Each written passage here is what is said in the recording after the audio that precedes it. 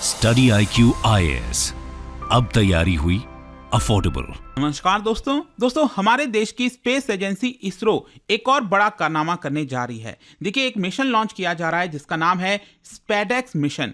इसमें space docking की जाएगी। स्पेस डॉकिंग का मतलब यह है कि दो अलग अलग जो स्पेसक्राफ्ट हैं उनको ज्वाइन कराया जाएगा, उनको एक साथ लाया जाएगा स्पेस में, धरती पर नहीं। तो यहां पर क्या है कि दुनिया में 2-3 ही ऐसे देश हैं जो ऐसा कर पाए हैं, और अगर ये इसरो कर लेता है तो हमारे आगे आने वाले बहुत सारे मिशन हैं उसमें ये काफी ज्यादा मददगार साबित होगा। ये आप देख सकते हो खबर, ISRO reveals first look of 2 SpaDeX satellites that will dock in space. और इसको थोड़ा डिटेल में समझेंगे कि आखिरकार ये है क्या चीजें इसके अंदर होने वाली हैं, और ये जो पूरा मिशन है वो अनफोल्ड कैसे होगा। आपको काफी कुछ जानने को मिलेगा। चलिए आगे बढ़ते हैं, लेकिन उससे पहले आप सबको बता दूं कि आप में से जो भी लोग यूपीएससी की प्रिपरेशन कर रहे हैं, अगर आप 2025 का प्रीलिम्स देंगे तो हमारा जो SIP प्लस बैच है उसको ज्वाइन कर सकते हैं। इसमें 200 से ज्यादा घंटे की लाइव क्लासेस, रिवीजन वो कराई जाएगी, टेस्ट सीरीज मिलेगा।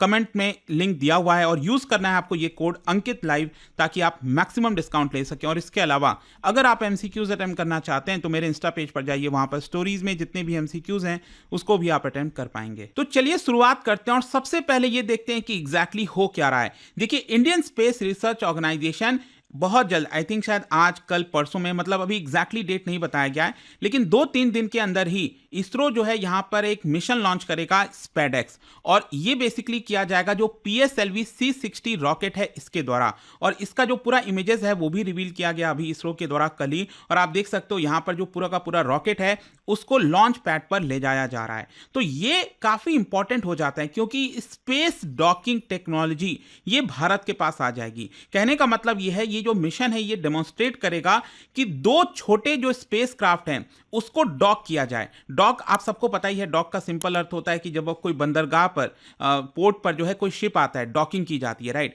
सेम उसी प्रकार से अंतरिक्ष में, स्पेस में 2 सैटेलाइट को एक साथ यहां पर लाया जाएगा, ज्वाइन कराया जाएगा। और ये काफी मायने रखता है, क्योंकि आगे आने वाले समय में हम बहुत कुछ करने वाले हैं। अपना खुद का अंतरिक्ष स्टेशन जो है, स्पेस स्टेशन बनाना है, मून का मिशन अभी बहुत बड़े स्तर पर करना है, तो उन सब में ये काफी काम आने वाला है। और सबसे इंपॉर्टेंट चीज ये है कि भारत कोई भी चीज करता है, अगर इसरो करती है तो वो कॉस्ट इफेक्टिव टेक्नोलॉजी होता है। बाकी देशों की तरह नहीं कि इतना ज्यादा महंगा हो जाए कि वो कोई और दूसरा देश अपना ना पाए। और इसीलिए यहां पर हम PSLV के माध्यम से जो दोनों सैटेलाइट है उसको लॉन्च करेंगे। और ये जो टेक्नोलॉजी आप देख सकते हो, बताया जा रहा है कि जो मून पर हम, आपको पता है नेक्स्ट जो हमारा चंद्रयान 4 मिशन होगा उसमें जो लूनर सैंपल्स हैं उसको धरती पर वापस लाया जाएगा। तो उसमें ये वाला जो डॉकिंग टेक्नोलॉजी है वो काफी इंपॉर्टेंट हो जाएगा। इसके अलावा भारतीय अंतरिक्ष स्टेशन, जो हमारा खुद का स्पेस स्टेशन बनाना है, उसमें भी बहुत सारे पार्ट्स जुड़े होते हैं, तो उसमें ये काफी काम आने वाला है। और दुनिया भर में आप देख सकते हो सिर्फ 3 ही ऐसे देश हैं, एक अमेरिका, चाइना और रशिया। और अगर भारत ने ऐसा सक्सेसफुली कर लिया तो हम 4th कंट्री बन जाएंगे ऐसा करने वाला। और जैसा कि आप देख सकते हो, ये जो इंटरनेशनल स्पेस स्टेशन है इसमें बहुत सारे छोटे छोटे पार्ट्स हैं। उसी प्रकार से जब हम भी अपना यहाँ पर स्पेस स्टेशन बनाएंगे तो कई सारे पार्ट्स को जोड़ना पड़ेगा। तो इसी की वजह से जो डॉकिंग वाली टेक्नोलॉजी है वो काफी काम आने वाली है। खैर, अगर हम इस मिशन के ऑब्जेक्टिव्स की बात करें तो यहां पर आप देख सकते हो 2 जो स्पेस क्राफ्ट हैं जिसकी हम चर्चा कर रहे हैं, इसको भी इसरो ने दिखाया, ये आप देख पाओगे। एक का नाम है यहां पर SDX-01, दूसरा है SDX-02। एक जो SDX-01 है वो है आपका चेजर, और SDX-02 है वो है टारगेट। मतलब ये टारगेट हो गया SDX-02। और यहां पर पीछे से जो है दूसरा जो स्पेसक्राफ्ट है SDX-1, वो यहां पर आएगा और इसका पीछा करेगा, और वहां पर जाकर जो है डॉक हो जाएगा, इससे ज्वाइन कर जाएगा। तो ये हमें करके दिखाना, यही मेन ऑब्जेक्टिव है। और ये लो अर्थ सर्कुलर ऑर्बिट पर किया जाएगा। कितना डिस्टेंस है वो मैं आपको आगे बताता हूं, लेकिन इसके अलावा भी कुछ सेकेंडरी ऑब्जेक्टिव्स भी हैं। जैसे कि मान लीजिए अगर ये दोनों एक साथ जुड़ जाएंगे तो यहां पर उसके बाद जो पावर है दोनों के बीच में वो भी ट्रांसफर हो सके। मतलब दोनों स्पेसक्राफ्ट जुड़ने के बाद जब ये जुड़ जाएंगे स्पेस में, तो यहां पर दोनों के बीच में जो इलेक्ट्रिक सप्लाई है, जो पावर सप्लाई है, वो यहां पर ट्रांसफर हो सके। एक तो ये भी करके दिखाना है। फिर नेक्स्ट यहां पर जो पूरा का पूरा कंपोजिट एयर स्पेसक्राफ्ट होगा, मतलब जब दोनों एक साथ जुड़ जाएंगे और ये सिंगल यूनिट बन जाएगा, तब यहां पर हम क्या उसको मोड़ पाते हैं कि नहीं, क्या स्पेस में उसको मतलब ऑर्बिट के ऊपर ले जाना, नीचे ले जाना, तेजी से ले जाना, क्या हम वो कर पाते हैं कि नहीं, वो भी करके दिखाना है। और फाइनली यहां पर कंडक्टिंग पेलोड ऑपरेशंस, मतलब इसको अनडॉकिंग भी करनी है, मतलब ज्वाइन करने के बाद इसको अनडॉक भी करना है, इसको सेपरेट भी करना है, और फिर ये अपना अपना अलग तरीके से परफॉर्म करेंगे जैसे एक सैटेलाइट परफॉर्म करता है। तो वो ये कर पाते हैं कि नहीं। अच्छा, क्वेश्चन ये है कि कैसे सारी चीजें होंगी, ये भी काफी इंटरेस्टिंग है, इसको ध्यान से समझिएगा। मैं आपको बता दूं, ये जो दोनों छोटे छोटे स्पेसक्राफ्ट हैं, इसका दोनों का अलग अलग वेट है 220 केजी। एक है स्पेसक्राफ्ट, उसका भी SDX 220 केजी है, और दूसरा स्पेसक्राफ्ट का भी वेट 220 केजी है।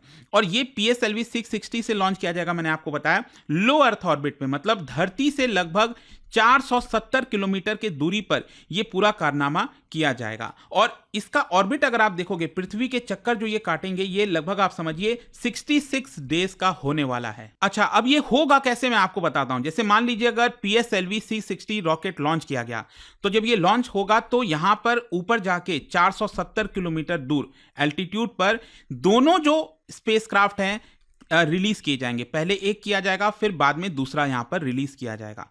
अब ऑब्वियस सी बात है, जो एक होगा फिर बाद में किया जाएगा, तो ऐसा तो है नहीं कि एग्जैक्टली वो ज्वाइंट होकर आएंगे। हो सकता है कि यहां पर स्पेसक्राफ्ट हो और उसके पीछे बाद जो है दूसरा जब रिलीज किया जा रहा है तो उसका ऑर्बिट थोड़ा सा ऊपर हो सकता है ना, राइट। तो इसी की वजह से क्या है कि अब दोनों में कुछ ना कुछ डिफरेंस होगा। अब ये जिस स्पीड पर लॉन्च हो रहा है आपका स्पेसक्राफ्ट से, रॉकेट से जब ये लॉन्च हो रहा है, रिलीज किया जा रहा है, उसकी स्पीड अलग हो सकती है, और यहां पर जो दूसरा स्पेसक्राफ्ट है उसकी स्पीड अलग हो सकती है। लेकिन अल्टीमेट गोल तो यही है कि दोनों को ज्वाइन कराना। तो स्टार्टिंग में यहां पर बताया जा रहा है कि दोनों के बीच में लगभग 10 से 20 किलोमीटर का डिफरेंस होगा स्टार्टिंग में, और फिर धीरे धीरे करके इन दोनों को क्लोज लाने की कोशिश की जाएगी। और ये अलग अलग स्टेजेस में किया जाएगा, जैसा कि आप देख सकते हो यहां पर पहला जो स्टेज है उसमें 10 से 20 किलोमीटर का जो डिफरेंस है वो दोनों स्पेसक्राफ्ट के बीच में सिर्फ 5 किलोमीटर का रह जाएगा, ठीक है। फिर धीरे धीरे करके, मतलब उसमें प्रोपल्शन लगा होता है ना ये स्पेसक्राफ्ट में, तो प्रोपल्शन के माध्यम से उसकी स्पीड बढ़ाई जाएगी थोड़ी।